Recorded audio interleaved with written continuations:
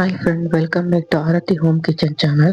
ಇವತ್ತು ನಾನು ಹಲ್ವಾ ರೆಸಿಪಿನ ಶೇರ್ ಮಾಡಿದ್ದೀನಿ.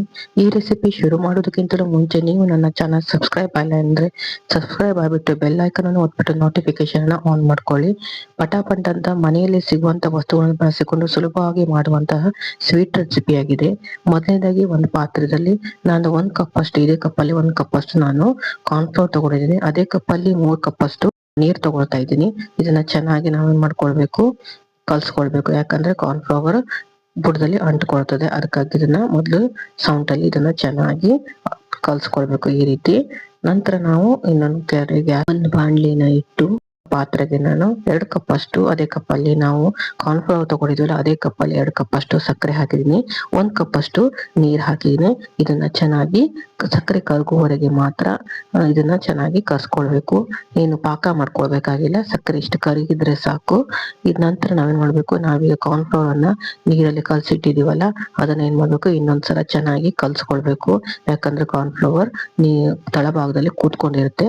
ಅದನ್ನ ಚೆನ್ನಾಗಿ ಕಲ್ಸ್ಕೊಂಡು ನಾವೇನ್ ಮಾಡ್ಬೇಕು, ಈಗ ಸಕ್ಕರೆ ನಾವು ಕರಗಿಸಿದ್ವಲ್ಲ ಆ ಪಾಕಕ್ಕೆ ಹಾಕಿ ಚೆನ್ನಾಗಿ ಕಲ್ಸ್ಕೊಳ್ಬೇಕು. ಈ ರೀತಿ ಕಲ್ಸ್ಕೊಳ್ತಾ ಇದ್ರಂತ ಲೋ ಮೀಡಿಯಂ ಅಲ್ಲಿ ಇಟ್ಟುಕೊಂಡು ಇದನ್ನ ಚೆನ್ನಾಗಿ ಕಲ್ಸ್ಕೊಳ್ಬೇಕು. ಬುಡ ಹಿಡಿಯೋದು ಬಿಡ್ಬಾರ್ದು. ನಾವು ಸ್ವಲ್ಪ ಬಾಣ್ಲಿ, ದಪ್ಪ ಇರೋ ಬಾಣ್ಲಿನ ತಗೊಳ್ಬೇಕು. ನೋಡಿ ಈಗ ಟ್ರಾನ್ಸ್ಪರೆನ್ಸಿ ತರ ಆಗಿದೆ, ಈ ರೀತಿ ಆಗುತ್ತೆ. ಈ ರೀತಿ ಇದನ್ನ ಚೆನ್ನಾಗಿ ಕಲ್ಸ್ಕೊಳ್ತಾ ಇರಬೇಕು. ನೋಡಿ ಈ ರೀತಿ ಕಲ್ಸ್ಕೊಳ್ತಾ ಇದ್ರೆ ನಾನೀಗ ನಂತರ ಏನ್ ಮಾಡ್ತಾ ಇದ್ದೀನಿ, ಇದಕ್ಕೆ ನಾನು ಬೀಟ್ರೂಟ್ ಜ್ಯೂಸ್ ಅನ್ನ ಹಾಕ್ತಾ ಇದ್ದೀನಿ.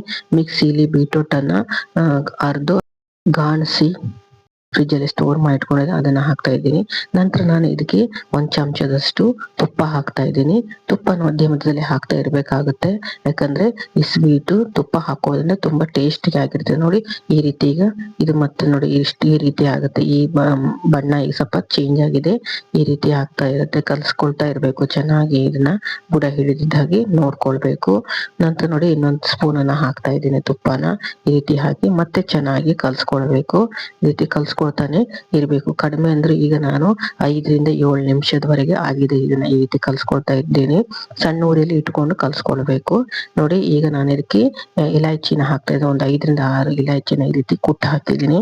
ಇದು ಒಳ್ಳೆ ರೀತಿ ಸ್ಮೆಲ್ ಕೊಡುತ್ತೆ. ನಂತರ ಮತ್ತೆ ಇದಕ್ಕೆ ನಾನು 1 ಸ್ಪೂನ್ ಅಷ್ಟು ನಾನು ತುಪ್ಪನ ಹಾಕ್ತಾ ಇದ್ದೀನಿ. ಈ ರೀತಿ ಹಾಕಿ ಮತ್ತೆ ಚೆನ್ನಾಗಿ ಕಲ್ಸ್ಕೊಳ್ಬೇಕು.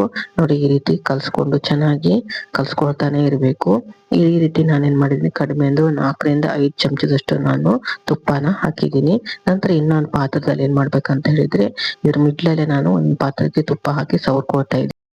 ನಾವು ಮಾಡ್ತಾ ಇರೋ ಸ್ವೀಟಿಗೆ ನಾವೀಗ ಡ್ರೈ ಫ್ರೂಟ್ಸ್ ನ ಹಾಕ್ತಾ ಇದ್ದೇನೆ. ನಾನು ಗೋಡಂಬಿ, ಬಾದಾಮಿ ಇದನ್ನೆಲ್ಲ ಹಾಕ್ತಾ ಇದ್ದೇನೆ. ನೋಡ್ಲಿಕ್ಕೆ ಎಷ್ಟೊಂದು ಚೆನ್ನಾಗಿ ಕಾಣ್ತಾ ಇದೆ ನೋಡಿ.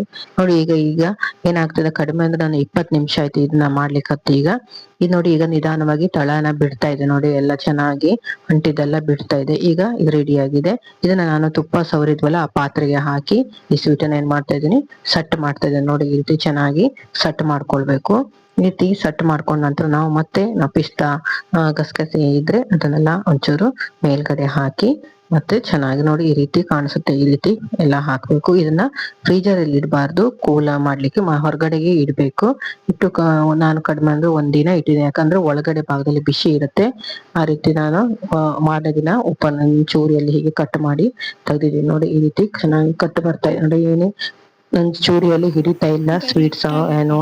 ನೋಡಿ ಈ ರೀತಿ ಕಟ್ ಮಾಡಿ ಚೆನ್ನಾಗಿ ನೋಡಿ ಈ ರೀತಿ ಕಟ್ ಮಾಡಿ ತೆಗಿಬೇಕು.